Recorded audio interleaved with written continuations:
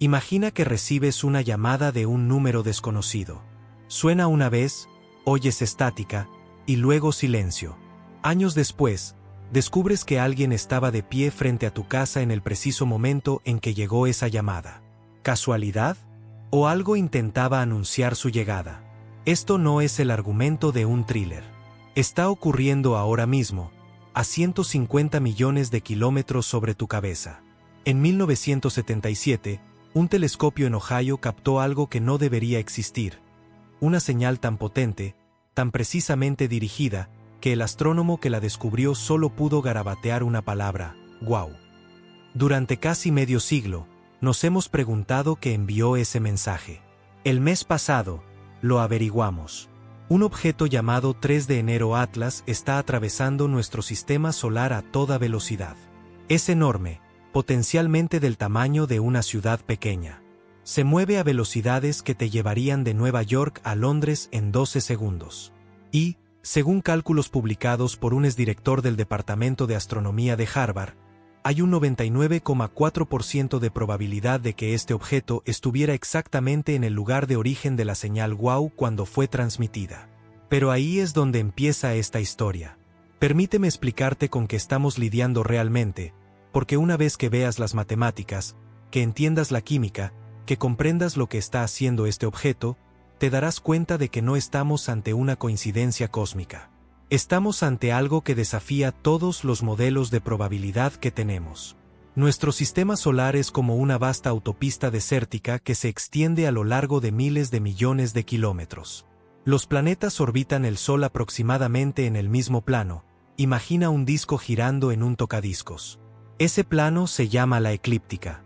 Ahora imagina lanzar una roca desde fuera del sistema solar.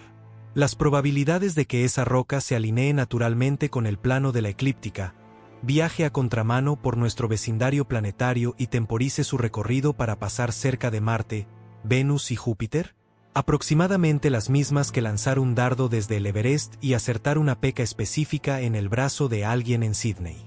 3 de enero Atlas hizo exactamente eso. Avi Loeb, el astrofísico de Harvard que ha estado siguiendo este objeto, hizo algo que la mayoría de los científicos evita. Calculó la probabilidad real de que esas alineaciones fueran aleatorias. La alineación de la trayectoria por sí sola, 1 entre 500. La temporización que lo acerca a múltiples planetas, 1 entre 20.000. Combinadas, aproximadamente 1 entre 10 millones. Para ponerlo en perspectiva, tienes unas 60 veces más probabilidades de que te caiga un rayo este año que de que esto sea una coincidencia. Pero Loeb no se detuvo ahí. Retrotrajo la trayectoria de 3 de enero Atlas hacia atrás en el tiempo y el espacio. El 15 de agosto de 1977, el mismo día de la señal WOW, este objeto estaba aproximadamente a 600 unidades astronómicas de la Tierra, situado a pocos grados del punto de origen de la señal. Imagina un estadio con 100.000 personas. Cierras los ojos y señalas al azar. Las probabilidades de que apuntes a unos pocos asientos de una persona específica son parecidas a que esta alineación ocurra por accidente. La señal en sí fue extraordinaria. Duró exactamente 72 segundos, la duración precisa que le toma a la rotación de la Tierra barrer un punto fijo del espacio a través del campo de visión de un telescopio. Fuera lo que fuese lo que transmitió esa señal, no se movía. Estaba en un lugar específico, emitiendo a 1420 MHz, la frecuencia del hidrógeno neutro, el elemento más abundante del universo.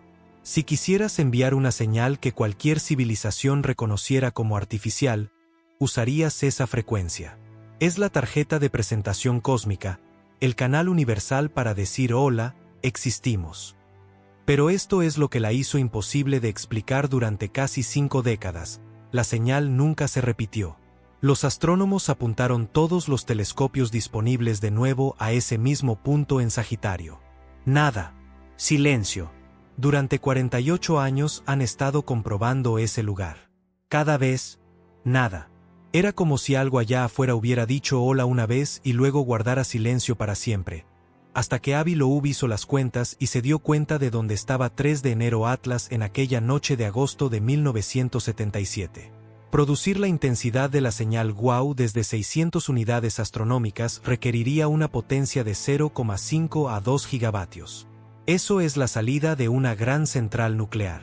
Es más potencia que la que genera la presa Hoover. Y estaba emitiendo a una frecuencia muy específica, en una dirección muy específica, hacia la Tierra. Las fuentes astrofísicas naturales no hacen esto. Los púlsares se emiten en amplios rangos de frecuencia. Los cuásares, lo mismo. Los magnetars, igual. Las fuentes naturales de radio son desordenadas, de banda ancha, caóticas. La señal WOW era de banda estrecha, coherente y dirigida. Tenía todas las características de una transmisión artificial. Ahora viene lo realmente extraño en la química.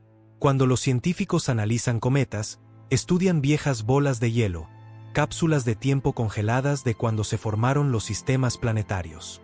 Estos objetos son previsibles. Son mayormente hielo de agua, algo de dióxido de carbono, trazas de otros compuestos. Hemos estudiado cientos. Sabemos qué esperar.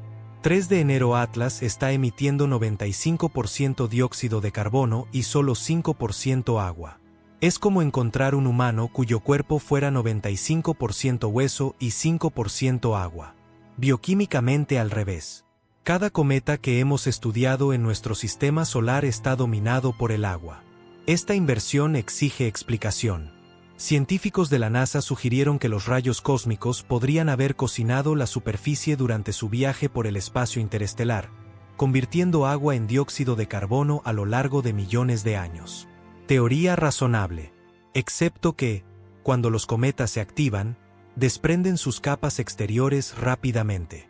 En semanas, esperarías ver hielo interior fresco, no procesado, apareciendo la composición rica en agua. 3 de enero Atlas ha estado activo durante meses. El dióxido de carbono sigue aumentando. La superficie ya debería haberse desprendido, revelando lo que hay debajo. En cambio, está produciendo más dióxido de carbono que nunca. Luego llegó el hallazgo que hizo que incluso astrónomos escépticos se detuvieran. En agosto, el Very Large Telescope en Chile detectó 22 líneas espectrales distintas de níquel brillando en la nube de gas y polvo del objeto. Níquel en el espacio no es chocante. Es un elemento común forjado en estrellas moribundas. Lo chocante es lo que no encontraron. Hierro. En la naturaleza, el níquel y el hierro son gemelos cósmicos.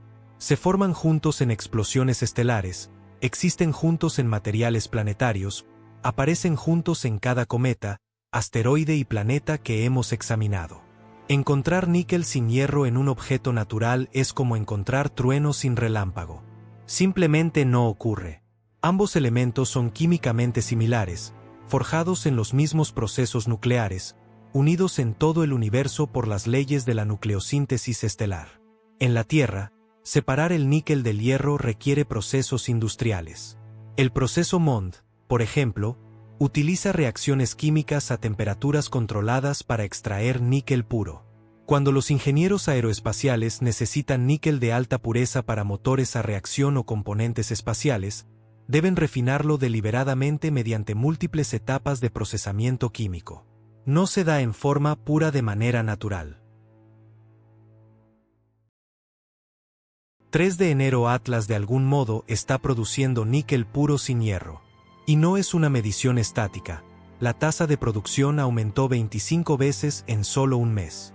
Cuanto más se acerca al Sol, más níquel produce, siguiendo una ley de potencia con exponente de -9. Esa es una relación extraordinariamente pronunciada. La actividad cometaria típica escala con la distancia con exponentes de -2 o -3. Esto está aumentando 3 veces más rápido que cualquier proceso natural de desgasificación que hayamos observado. La física estándar de los cometas es bellamente simple, observada y documentada durante siglos. A medida que un cometa se acerca al Sol, la radiación solar calienta la superficie.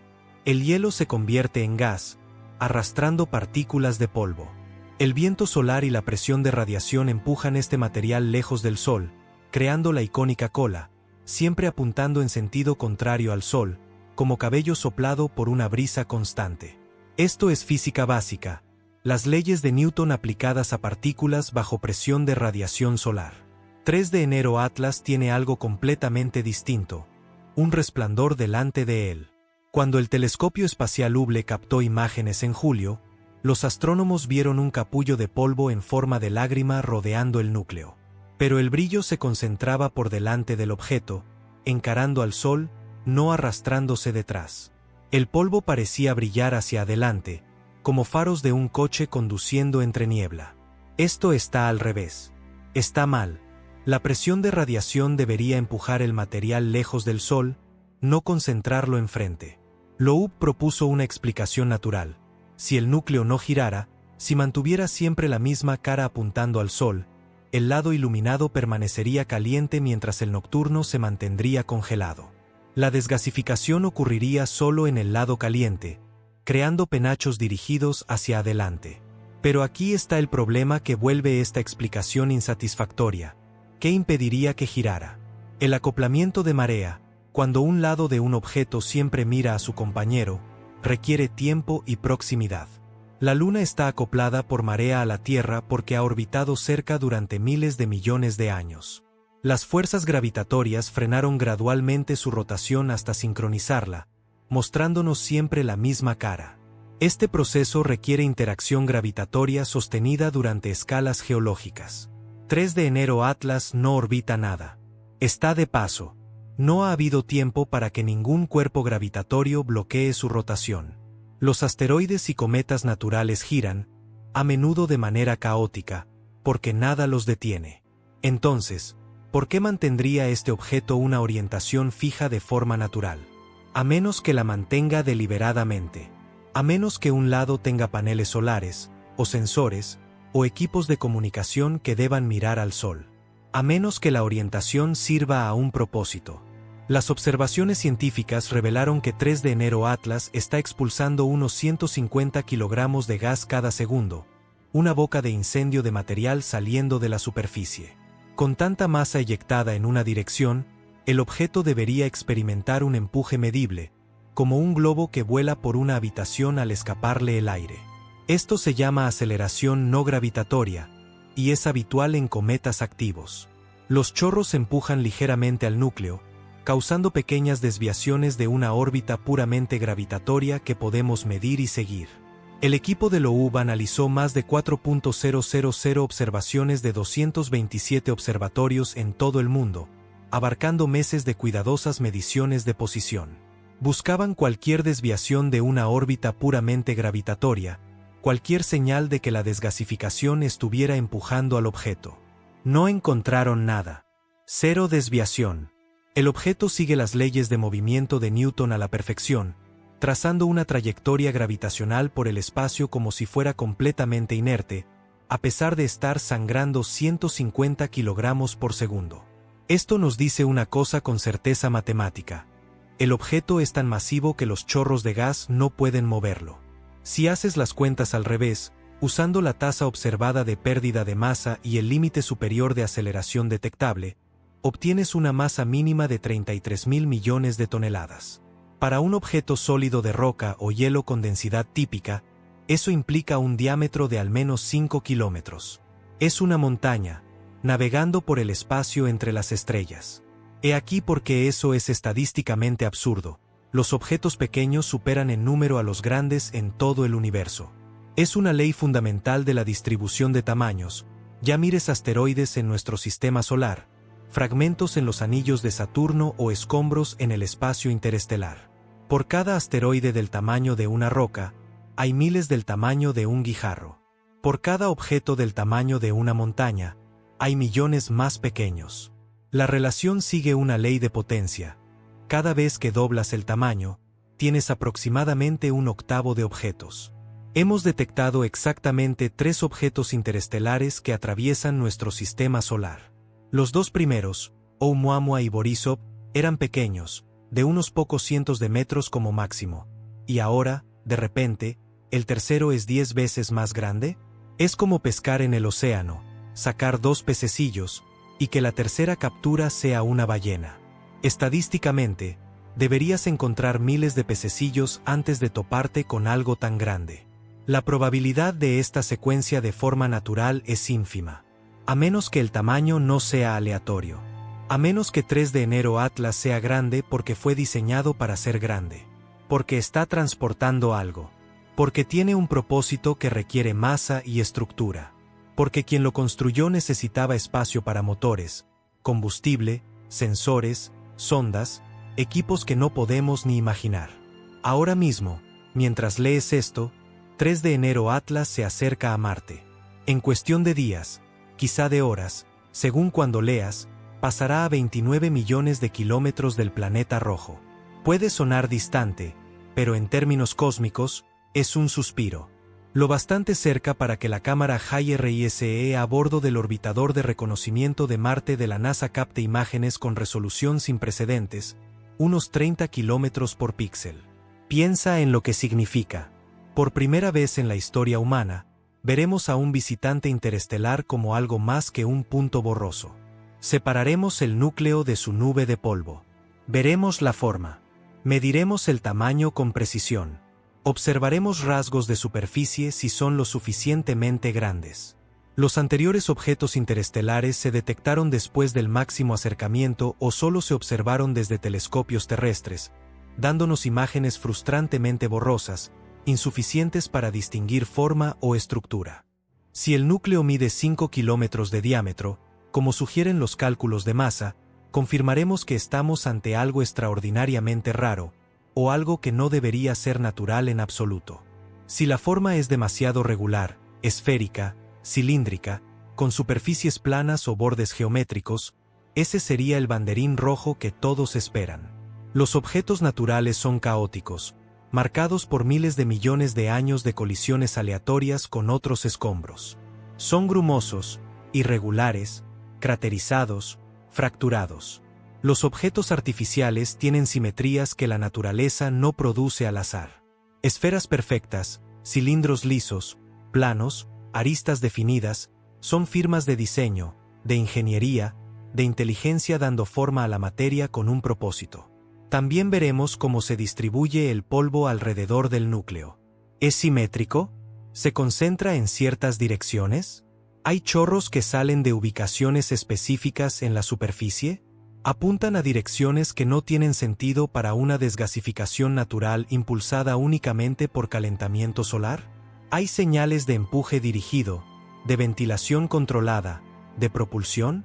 Y aquí está la posibilidad que tiene algunos investigadores discretamente inquietos, aunque no lo dirán en público.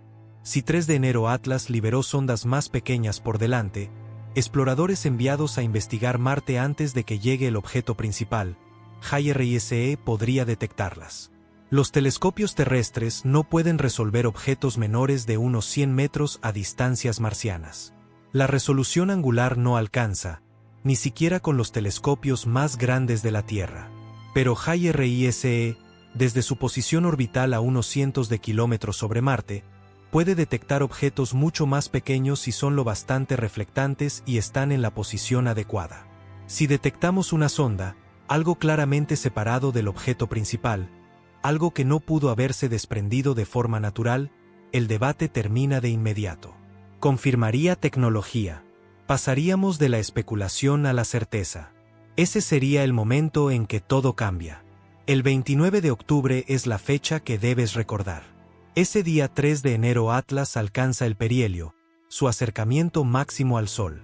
Para cualquier cometa, este debería ser el momento de mayor actividad, máximo brillo, el espectáculo de fuegos artificiales cósmico cuando el calentamiento solar alcanza intensidad máxima.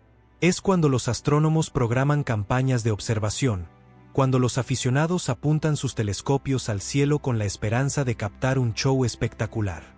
Pero el 29 de octubre, 3 de enero Atlas estará directamente detrás del Sol desde la perspectiva terrestre. La geometría orbital coloca al Sol entre nosotros y el objeto. Durante varias semanas alrededor del perihelio, quedará oculto en el resplandor solar, invisible para todos los telescopios en la Tierra y para todas las naves del sistema solar interior. Estaremos completamente a ciegas durante la fase más crítica de su paso. Si estuvieras diseñando una nave interestelar y quisieras realizar maniobras sin ser observado, no podrías elegir un momento mejor. El calendario es perfecto. Demasiado perfecto. Una maniobra de Oberth solar, encender motores en el fondo del pozo gravitatorio del Sol, es la forma más eficiente de cambiar velocidad en el espacio. El principio es elegante. El mismo empuje que te daría una corrección modesta en el espacio profundo puede producir cambios dramáticos de trayectoria cuando se aplica dentro de un pozo gravitatorio donde tu velocidad es máxima. Es la diferencia entre empujar un coche en llano frente a darle un impulso al fondo de una cuesta. El momento amplifica el efecto. Loeb calculó los números con su precisión característica. Un cambio de velocidad de 30 a 40 km por segundo aplicado en perihelio podría poner a 3 de enero Atlas, o a objetos liberados desde él, en ruta hacia la Tierra. Tiempo de llegada: finales de diciembre de 2025 a principios de enero de 2026. 8 a 10 semanas desde la maniobra. Eso es lo que tardaría algo a esas velocidades en recorrer la distancia del perihelio a la órbita terrestre. No sabremos si maniobró hasta que reaparezca desde detrás del Sol a finales de noviembre. Para entonces, si cambió el rumbo, si ajustó la trayectoria, si liberó algo en una ruta de intercepción, tendremos, como mucho, semanas para prepararnos. ¿Y prepararnos para qué? ¿Exactamente? No tenemos un sistema de defensa planetaria capaz de interceptar un objeto del tamaño de una montaña viajando a velocidades interestelares con semanas de aviso. Apenas tenemos tecnología para desviar asteroides pequeños que se mueven mucho más lento, con años de aviso y planificación cuidadosa. El calendario se siente demasiado perfecto. Un objeto que ha viajado posiblemente durante millones de años, cruzando vastas distancias interestelares, resulta temporizar su acercamiento solar máximo para coincidir con el momento en que queda oculto desde la Tierra. Una coincidencia más apilada sobre una torre de coincidencias ya improbable. En algún punto, hay que preguntar: ¿cuántas coincidencias puedes apilar antes de que la explicación más simple sea que no son coincidencias? Cuando Loeb empezó a hablar de 3 de enero Atlas como potencialmente tecnológico, supo que necesitaba un marco, una manera de comunicar niveles de preocupación sin sembrar pánico ni ignorar amenazas reales. Desarrolló lo que ahora se llama la escala de Loeb, del 0 al 10, para evaluar objetos interestelares. 0 significa definitivamente natural, un objeto con propiedades normales de cometa o asteroide sin anomalías que requieran explicación especial. 2 de enero Borisov, el cometa interestelar anterior, sería un 0. Parecía un cometa, actuaba como un cometa, tenía la química de un cometa. Sin misterios, un visitante helado de otro sistema estelar. 10 significa objeto artificial confirmado en trayectoria de colisión con la Tierra con consecuencias de nivel de extinción. El escenario pesadilla, el tipo de amenaza que exigiría respuesta global inmediata con todos los recursos disponibles, aunque la respuesta pudiera ser inútil. 3 de enero Atlas se sitúa actualmente en el nivel 4. Múltiples anomalías difíciles de explicar de forma natural, sugiriendo posible origen artificial, pero aún sin confirmación. 40% de probabilidad de tecnología. 60% de probabilidad de algo natural pero extraordinariamente inusual. Piensa en eso un momento. 40%. Si alguien te dijera que hay 40% de probabilidades de que te atropelle un coche al cruzar una calle, no cruzarías. Esperarías. Mirarías con atención. Tratarías la amenaza como real aunque sea más probable que no pase nada. Es evaluación básica del riesgo. Así responden los seres racionales ante una probabilidad significativa de daño. El nivel 5 requeriría evidencia adicional que incline la balanza por encima del 50%. Más anomalías, firmas más fuertes, comportamientos imposibles de explicar mediante procesos naturales conocidos. El nivel 7 es donde termina el debate, tecnología confirmada que ha maniobrado de formas que requieren propulsión, o ha transmitido señales detectadas, o ha mostrado geometría artificial inequívoca visible en imágenes detalladas. El nivel 10 sería confirmación de objeto artificial en trayectoria de impacto. El asteroide que acabó con los dinosaurios medía unos 10 kilómetros y viajaba 20 km/s. El impacto liberó energía equivalente a miles de millones de armas nucleares, arrojando suficiente polvo a la atmósfera como para bloquear la luz solar durante años. Las temperaturas globales se desplomaron. La fotosíntesis se detuvo. Las cadenas alimentarias colapsaron desde la base. El 75% de las especies se extinguió. 3 de enero Atlas podría medir 5 kilómetros y viajar a 60 kilómetros por segundo, 3 veces más rápido. A esa velocidad, el impacto liberaría aún más energía por unidad de masa. La energía cinética escala con el cuadrado de la velocidad, así que triplicar la velocidad significa 9 veces más energía. Hablamos de una explosión que eclipsaría cualquier cosa en la experiencia humana, cualquier cosa en la historia registrada. Consecuencias catastróficas globales. Consecuencias que acabarían con la civilización. Pero 3 de enero Atlas no está en rumbo de colisión. La trayectoria actual lo mantiene a al menos 270 millones de kilómetros de la Tierra, más lejos que la distancia Tierra-Sol. Así que, aunque sea artificial, aunque tenga intención hostil, no está apuntado a nosotros por ahora. Sin embargo, y este es el punto crítico, las trayectorias pueden cambiar. Por eso la maniobra del 29 de octubre importa tanto. Hay una propuesta para la paradoja de Fermi, la pregunta de por qué no hemos detectado civilizaciones a pesar de miles de millones de estrellas y planetas, que es elegante y profundamente inquietante. Se llama la hipótesis del bosque oscuro, y una vez que la entiendes, no puedes dejar de pensar en ella. Imagina la galaxia como un bosque oscuro de noche. Cada civilización es un cazador moviéndose en silencio entre los árboles, tratando de sobrevivir. El bosque está lleno de otros cazadores, pero no puedes verlos en la oscuridad y no conoces sus intenciones. No sabes si son amistosos u hostiles, curiosos o paranoicos, pacíficos o depredadores. Si revelas tu ubicación haciendo ruido, encendiendo una fogata, gritando, te arriesgas a que cazadores que te perciben como amenaza te apunten. Los recursos de la galaxia son finitos. Cualquier civilización que se expanda competirá por planetas habitables, materias primas, fuentes de energía. Si te encuentras con otra civilización, enfrentas una elección fundamental: cooperar o eliminar la amenaza potencial. Pero la cooperación requiere confianza. La confianza requiere comunicación. La comunicación a través de años luz toma décadas o siglos. Las ondas de radio viajan a la velocidad de la luz. Un mensaje a un sistema a 100 años luz tarda 100 años en llegar, otros 100 en recibir respuesta. Para cuando intercambias mensajes y estableces diálogo, han pasado 2 siglos. Mientras tanto, la otra civilización puede estar desarrollando armas, expandiéndose hacia tu territorio, creciendo en poder y capacidad. Así que la estrategia más segura, bajo estas suposiciones, se vuelve atacar primero. Si detectas otra civilización, elimínala antes de que se vuelva peligrosa para ti. No te arriesgas. No esperas saber si son amistosos. Eliminas la posible amenaza mientras tienes ventaja. Con el tiempo, esto crea un efecto de selección. Las civilizaciones que se rebelan son destruidas por vecinas más paranoicas. Las que se mantienen en silencio, que ocultan su presencia, que evitan emitir su ubicación, sobreviven. La galaxia se llena de civilizaciones temerosas escondidas en silencio, viendo y escuchando pero nunca anunciándose. Es un escenario sombrío, pero es paranoia o lógica fría.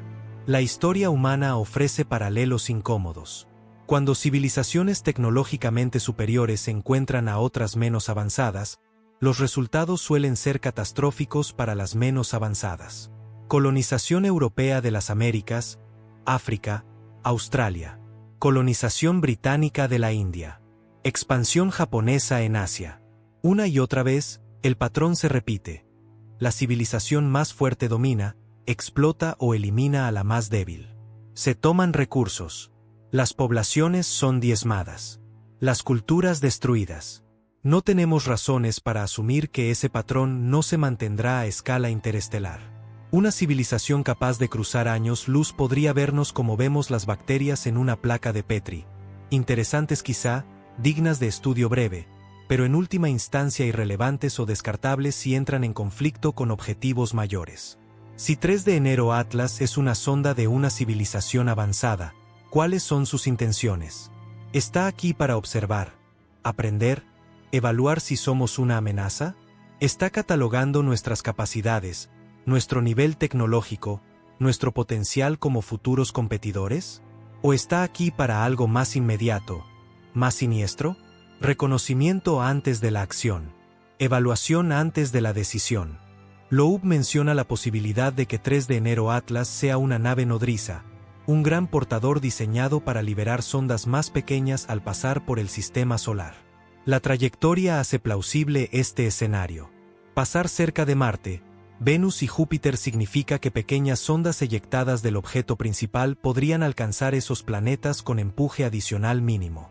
No necesitaría sistemas de propulsión sofisticados para las sondas, solo cohetes químicos simples o incluso mecanismos de despliegue a resorte.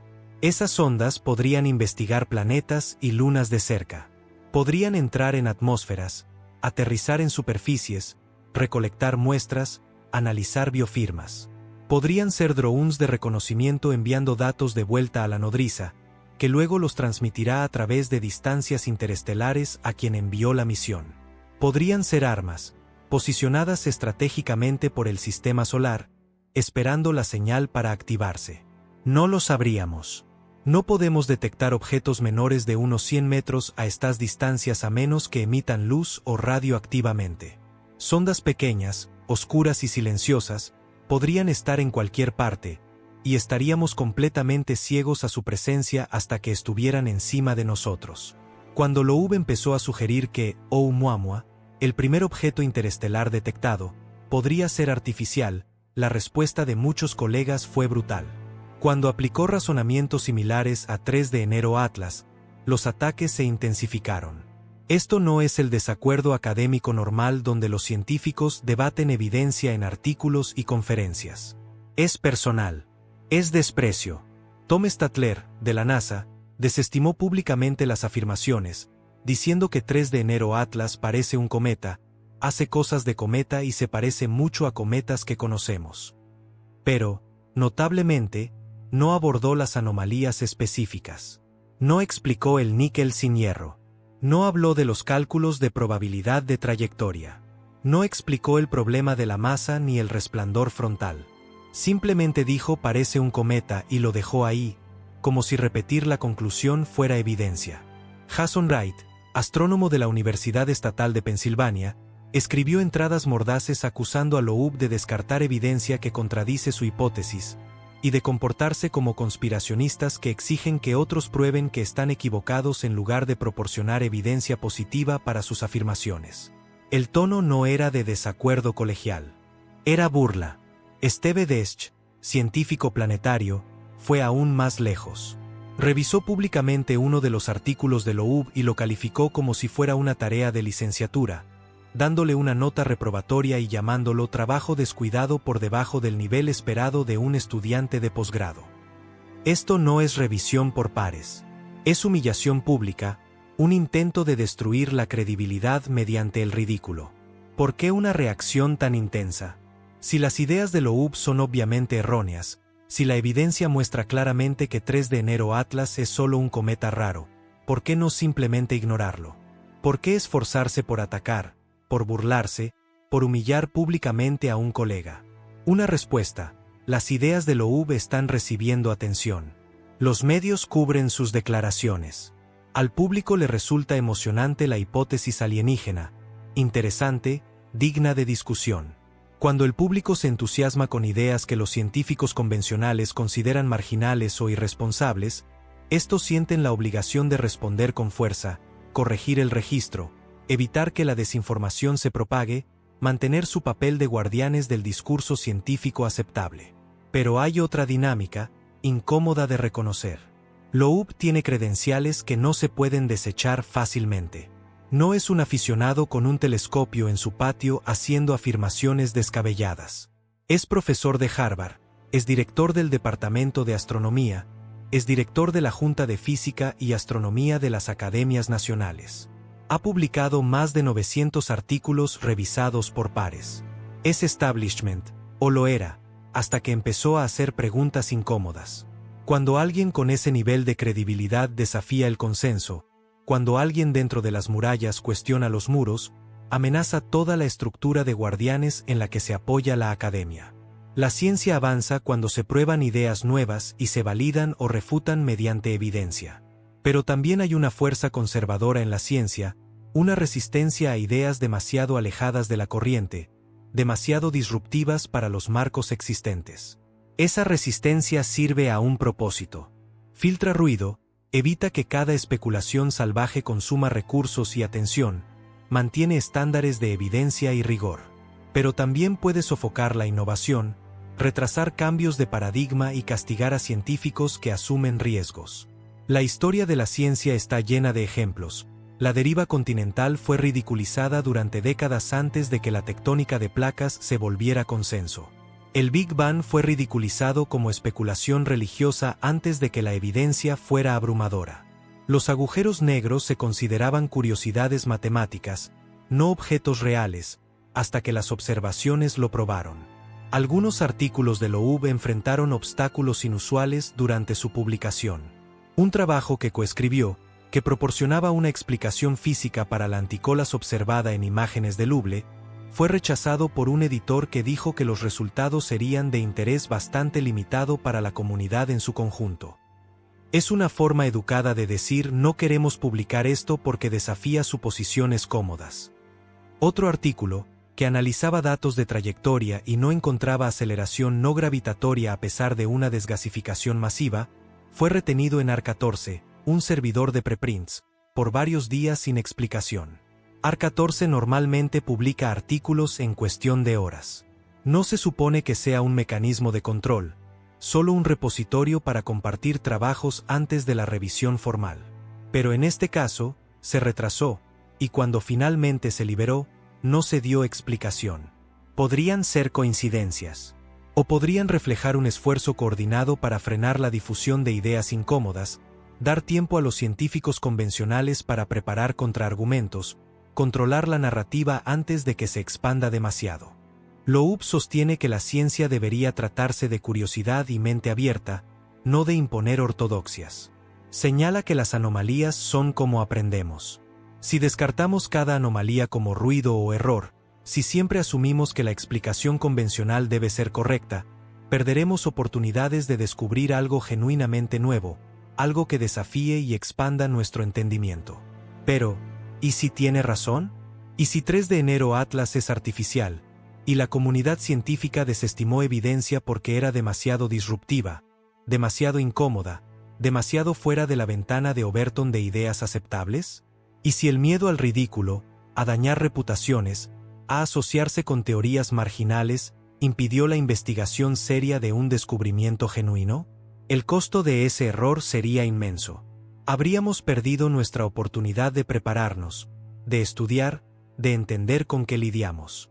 Los futuros historiadores mirarían atrás y se preguntarían cómo pudimos ser tan ciegos, cómo permitimos que dinámicas sociales y políticas profesionales superaran la curiosidad científica en el momento más crítico. Seamos justos con los escépticos.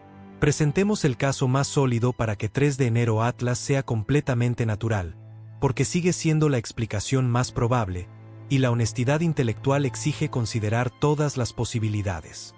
El dominio de dióxido de carbono podría resultar de su formación en una región más fría de su sistema planetario de origen, lejos de la estrella donde el CO sólido era más estable que el hielo de agua.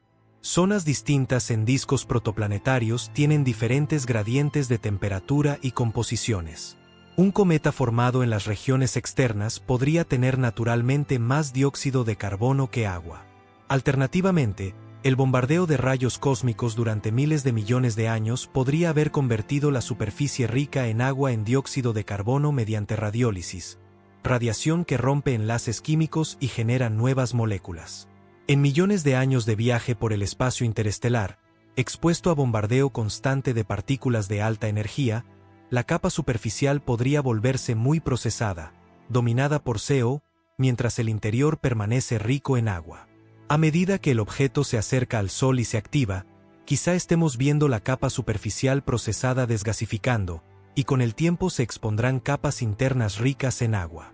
El níquel sin hierro podría explicarse con monóxido de níquel, níquel carbonilo, un compuesto extremadamente volátil que sublima a temperaturas muy bajas, muy por debajo de las necesarias para liberar hierro de sus minerales huéspedes. Si 3 de enero Atlas contiene níquel carbonilo, acaso formado por química exótica durante su viaje o en su sistema de origen, eso explicaría por qué vemos fuertes emisiones de níquel mientras el hierro permanece secuestrado en silicatos y óxidos que requieren temperaturas más altas para liberarse. A medida que el cometa se acerque más al Sol y se caliente aún más, el hierro podría empezar a aparecer en el espectro, resolviendo el misterio de forma natural. La alineación de trayectoria, probabilidades de 1 en 500, suena improbable, pero con conjuntos de muestras suficientemente grandes, ocurren cosas improbables. Si observamos cientos o miles de objetos interestelares en las próximas décadas, algo que permitirá el observatorio Vera Rubin, deberíamos esperar ver unos pocos bien alineados con la eclíptica por puro azar. 3 de enero Atlas podría ser simplemente ese caso entre 500 que llegó durante nuestra breve ventana con telescopios capaces de detectarlo. La temporización que lo acerca a múltiples planetas, probabilidades de 1 en 20.000, es más difícil de descartar, pero nuevamente, con suficientes objetos y suficiente tiempo, configuraciones raras inevitablemente ocurren. Tal vez también existan sesgos de selección que no estamos considerando. Quizá los objetos interestelares que se alinean con la eclíptica y pasan cerca de planetas sean más detectables porque se acercan más a la Tierra y reflejan más luz solar. Si nuestros métodos de detección favorecen ciertas configuraciones orbitales, los cálculos de probabilidad podrían ser engañosos, haciendo que eventos genuinamente aleatorios parezcan más significativos de lo que son. El problema de la masa podría reflejar simplemente una diversidad en poblaciones interestelares que aún no entendemos. Tal vez objetos pequeños como Oumuamua y Borisov sean comunes, pero objetos grandes como 3 de enero Atlas, aunque raros, sí existen. Solo hemos detectado 3 objetos interestelares en total, un tamaño de muestra demasiado pequeño para sacar conclusiones firmes sobre distribuciones de tamaño. Quizá tuvimos suerte, o mala suerte según se mire, de encontrar uno grande temprano. Con solo 3 puntos de datos, no puedes distinguir anomalía estadística de patrón significativo. El resplandor frontal podría resultar de desgasificación asimétrica desde un núcleo de rotación lenta o nula. Si la tasa de rotación es muy baja, quizá ralentizada por alguna colisión pasada o interacción, y si la mayor parte de la desgasificación sucede en el lado permanentemente iluminado, obtendrías penachos dirigidos hacia adelante expandiéndose y dispersando la luz solar. La falta de una cola prominente hacia atrás podría significar que la producción de polvo es menor de lo esperado, o que los granos son más grandes y pesados, menos afectados por la radiación, cayendo de vuelta al núcleo en lugar de fluir hacia atrás. Cada anomalía tiene una posible explicación natural. Sí, estas explicaciones requieren invocar condiciones raras, química exótica, fluctuaciones estadísticas, circunstancias inusuales. Pero no son imposibles. No violan la física conocida. No requieren reescribir libros de texto ni invocar tecnología que nunca hemos observado. Ante 2 hipótesis, una que requiere física conocida bajo circunstancias inusuales pero posibles, y otra que requiere tecnología alienígena capaz de cruzar distancias interestelares, la navaja de Occam nos dice que prefiramos la explicación más simple. La explicación más simple, la que requiere menos supuestos, es que 3 de enero Atlas es un cometa. Un cometa inusual, sí, un cometa antiguo de otra parte de la galaxia con composición y comportamiento que no hemos visto antes, sin duda, pero aún natural. Aún producto de la evolución cósmica y no del diseño inteligente. Esta es la posición de la mayoría de los astrónomos, y es razonable y defendible. Reconoce las anomalías, pero sostiene que afirmaciones extraordinarias exigen pruebas extraordinarias. Y esas pruebas aún no están. Tenemos evidencia circunstancial, patrones sugestivos, coincidencias intrigantes, pero no el arma humeante. Ninguna firma definitiva que solo pueda explicarse por tecnología. Las observaciones programadas para finales de octubre y noviembre proporcionarán datos nuevos cruciales. Imágenes de alta resolución desde Marte nos mostrarán la forma y el tamaño. Espectros de naves de la ESA revelarán si aparecen nuevas moléculas conforme aumenta el calentamiento.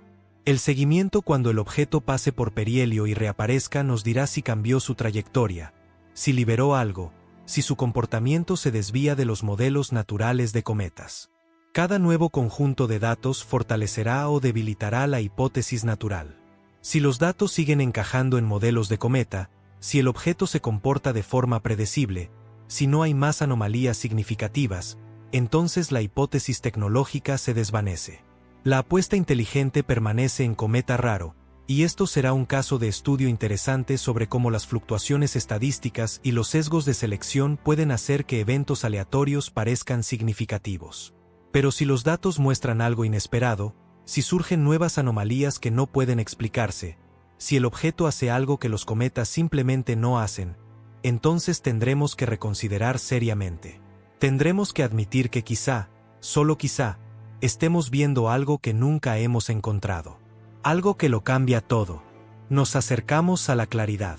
Las próximas semanas traerán respuestas, o al menos acotarán significativamente las posibilidades.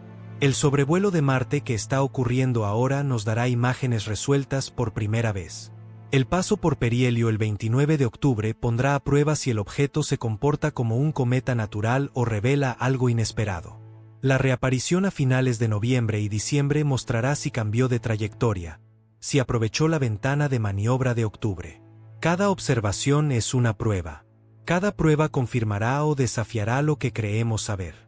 Entre el 2 y el 25 de noviembre, la nave CHUS de la ESA, actualmente en ruta hacia Júpiter tras asistencias gravitatorias de la Tierra y Venus, observará 3 de enero Atlas con múltiples instrumentos. CHUS lleva cámaras sofisticadas que captarán imágenes de la coma y cualquier cola que se desarrolle.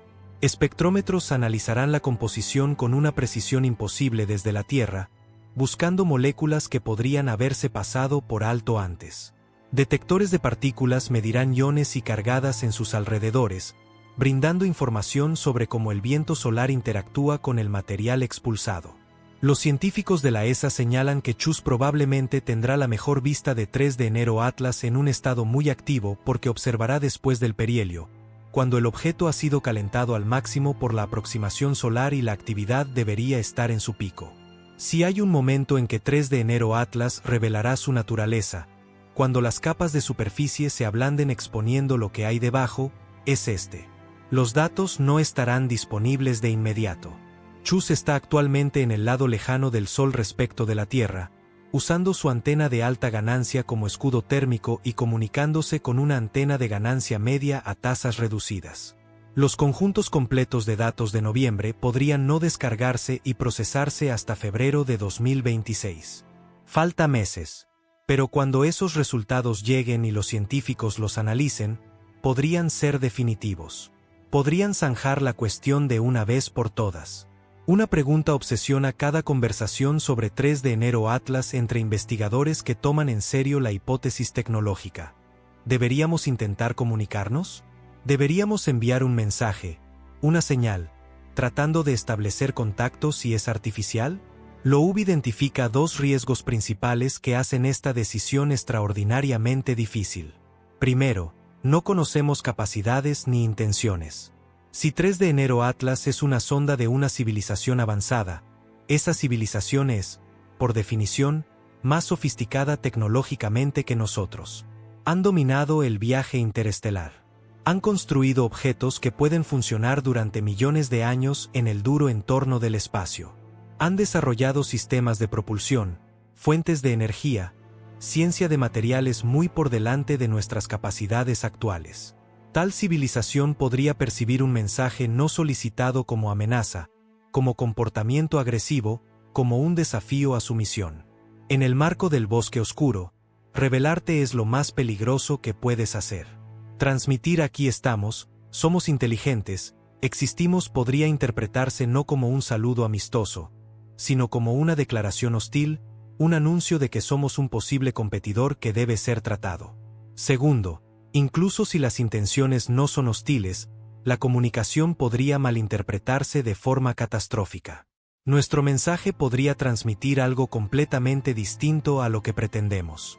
El lenguaje, incluso el matemático con constantes universales y números primos, está arraigado en el contexto, en supuestos sobre cómo funcionan las mentes, cómo debe estructurarse la información, que constituye significado. Son decisiones que ninguna persona, ni siquiera un solo gobierno, puede tomar legítimamente. Requieren coordinación internacional, aportaciones de científicos que entiendan los aspectos técnicos, de éticos que aborden las implicaciones morales, de estrategas militares que evalúen la seguridad, de filósofos que lo sitúen en el contexto del significado humano, de representantes de toda la humanidad, porque las consecuencias nos afectan por igual. El problema es claro: no tenemos ese marco. No hay un organismo internacional con autoridad para decidir cómo responde la humanidad al contacto alienígena. La ONU tiene comités sobre el uso pacífico del espacio, pero se centran en asuntos prácticos como frecuencias de satélites y protocolos de estaciones espaciales, no en protocolos para encontrarse con inteligencia extraterrestre. SETI, la búsqueda de inteligencia extraterrestre, ha propuesto pautas para qué hacer si detectamos una señal desde el espacio. Pero esas pautas se escribieron asumiendo detección vía radiotelescopio, no un objeto físico cruzando nuestro sistema. Los escenarios son completamente distintos. Una señal de radio te da tiempo para analizar, debatir, planear. Un objeto físico exige decisiones inmediatas con información incompleta. No estamos preparados. Esa falta de preparación significa que, si algo sucede, si detectamos ondas o recibimos comunicaciones o observamos signos inequívocos de tecnología, la respuesta será caótica, fragmentada, reactiva en lugar de planificada con reflexión. Países distintos seguirán estrategias distintas según valores e intereses. Algunos querrán comunicarse de inmediato. Otros querrán ocultarse, evitar llamar la atención. Algunos querrán atacar preventivamente. El resultado podría ser confusión, oportunidades perdidas o una peligrosa escalada de tensiones que se salga de control.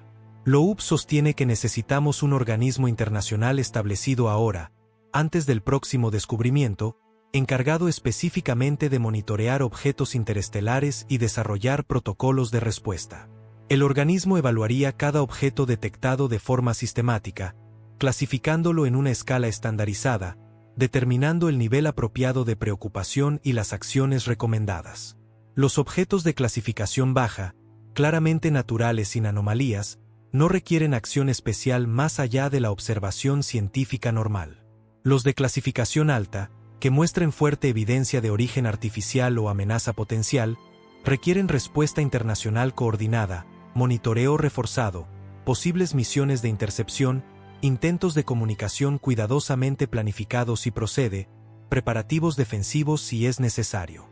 El observatorio Vera Rubin, que pronto iniciará su plena operación de sondeo, revolucionará nuestra capacidad de detectar visitantes interestelares. Actualmente encontramos quizá uno cada pocos años, y por suerte, son débiles, se mueven rápido, fáciles de pasar por alto. Con el enorme espejo y amplio campo de visión de Rubin, escaneando todo el cielo visible repetidamente, descubriremos docenas por año, quizá cientos. Cada objeto que pase será catalogado, seguido, analizado. Cada uno necesitará evaluación. Cualquiera podría ser el visitante que cambie todo, que nos obligue a afrontar preguntas que hemos evitado. Tener un marco listo antes de que llegue ese momento es crítico. Improvisar protocolos en medio de una crisis, con el mundo mirando y exigiendo respuestas, es receta para el desastre. Piensa en lo que los próximos meses podrían traer, en las posibilidades que penden de un hilo. Si 3 de enero Atlas es natural, si todas las anomalías se resuelven con mejores datos y análisis más profundos, habremos aprendido lecciones invaluables sobre cometas antiguos de otros sistemas estelares. Habríamos ampliado nuestra comprensión de la formación y evolución de sistemas planetarios en entornos diversos. Habríamos afinado nuestros métodos de detección y análisis para futuros visitantes interestelares. Ese conocimiento por sí solo vale el esfuerzo y la atención. Pero si 3 de enero Atlas es tecnológico, si las observaciones confirman firmas que solo pueden explicarse por origen artificial, si realmente estamos viendo una sonda o nave nodriza enviada por otra civilización, entonces todo cambia. Habríamos confirmado que no estamos solos en el universo. Existe vida inteligente más allá de la Tierra. Existen civilizaciones avanzadas capaces de viajar entre estrellas, reales, no mera especulación de ciencia ficción. Están aquí, en nuestro sistema solar, observándonos o observando a nuestros vecinos planetarios por razones que aún no comprendemos. Ese conocimiento remodelaría fundamentalmente todos los aspectos de la civilización humana. La religión enfrentaría su mayor desafío: ¿seguimos siendo especiales, centrales para un propósito cósmico, si somos una entre muchas civilizaciones? La filosofía lidiaría con preguntas sobre la conciencia, la inteligencia, la naturaleza de la mente en formas radicalmente distintas. La política se vería forzada a pensar más allá de intereses nacionales hacia preocupaciones planetarias. La ciencia tendría que admitir que nuestro entendimiento actual es primitivo, que somos como niños que acaban de aprender el alfabeto frente a una biblioteca inmensa. El impacto psicológico sería profundo. Algunos sentirían terror, miedo a lo desconocido, a seres más poderosos, a estar a su merced. Otros sentirían asombro, emoción por las posibilidades, esperanza de conocimiento y avance, deseo de contactar. Algunos sentirían insignificancia, la comprensión de que no somos el centro de nada, que nuestras luchas y logros pueden ser irrelevantes a escala cósmica. Pero quizá el impacto más importante sería la unidad. A lo largo de la historia, la humanidad ha estado dividida por geografía, etnia, religión, ideología. Hemos librado guerras interminables por diferencias que parecen importantes dentro de nuestra especie, pero que a observadores externos les parecerían triviales. La existencia confirmada de civilizaciones alienígenas podría darnos perspectiva, ayudarnos a ver que somos fundamentalmente iguales, todos humanos frente a un universo mucho más grande y extraño que nuestros conflictos tribales. O podría ir en sentido contrario. Podría profundizar divisiones, al reaccionar grupos distintos de formas diferentes, con algunos buscando contacto y otros exigiendo aislamiento, con el miedo y la incertidumbre amplificando tensiones existentes en lugar de trascenderlas. Pienso en Jerry Eman en 1977, trabajando el turno de noche en el Observatorio de Radio de la Universidad Estatal de Ohio, revisando listados impresos por computadora del barrido interminable del telescopio Big Ear. La mayoría de las noches no mostraba más que ruido, estática aleatoria del espacio, exactamente lo que esperarías de un universo muerto. Pero el 15 de agosto, revisando datos de 3 días antes, vio algo imposible. Una intensidad de señal que saltó por encima del fondo hasta 30 veces, manteniéndose fuerte durante exactamente 72 segundos antes de que la rotación de la Tierra barriera el haz del telescopio más allá de la fuente. La computadora lo registró como 6EQ5K, una secuencia que indicaba una intensidad muy superior a lo natural. Eman tomó un bolígrafo rojo y rodeó esos caracteres. En el margen, escribió una palabra, «Guau». Porque, ¿qué más podía decir? ¿Qué palabras podrían captar la realización de que algo allá afuera, algo inteligente, quizá acababa de decir hola? Durante 48 años, ese guau ha sido un signo de interrogación, un misterio sin resolver que ha tentado y frustrado a los científicos. ¿Fue real? ¿Fue un fallo? ¿Fue interferencia humana confundida con señal alienígena? Apuntamos todos los telescopios posibles de nuevo a ese punto en Sagitario. Nada. Silencio. La señal nunca se repitió y, sin repetición, sin confirmación, quedó ambigua, sugestiva pero no concluyente. Ahora, casi medio siglo después, quizá por fin entendamos. Esa señal quizá no fue un misterio sin respuesta. Quizá fue un anuncio, un saludo transmitido por algo que ya venía en camino. Hola, existimos. Venimos. Fíjense en nosotros. Y aquí está, justo a tiempo si crees en las matemáticas. 3 de enero Atlas, llegando desde la dirección de esa señal, con anomalías que resisten explicaciones naturales, acercándose a nuestros planetas con una sincronización demasiado perfecta para descartarla, a punto de desaparecer tras el Sol en el momento en que podría cambiarlo todo. Sea este objeto un cometa o una nave, traiga conocimiento o peligro o simplemente pase dejándonos pensando, ya nos ha dado algo valioso. Nos ha recordado lo pequeños que somos, lo nuevos, cuanto no sabemos. Nos ha recordado que al universo no le importan nuestras suposiciones, nuestros modelos, nuestras certezas cómodas. El universo simplemente es, vastamente incomprensible, extrañamente inimaginable, lleno de cosas que apenas empezamos a entender. Y a veces, muy rara vez, El universo hace algo que nos obliga a prestar atención, que nos hace cuestionar todo lo que creíamos saber, que ofrece un atisbo de realidades que solo soñamos. Encima de ti ahora mismo, moviéndose en la oscuridad a 60 kilómetros por segundo, un objeto de otra estrella se acerca a su cita con nuestro Sol. En semanas, tendremos datos nuevos. En meses, sabremos si esas anomalías se resuelven de forma natural o exigen explicaciones extraordinarias. Lo que pase después, lo descubriremos juntos, todos nosotros, mirando el mismo cielo, haciendo las mismas preguntas, esperando las mismas respuestas. Sigue mirando hacia arriba.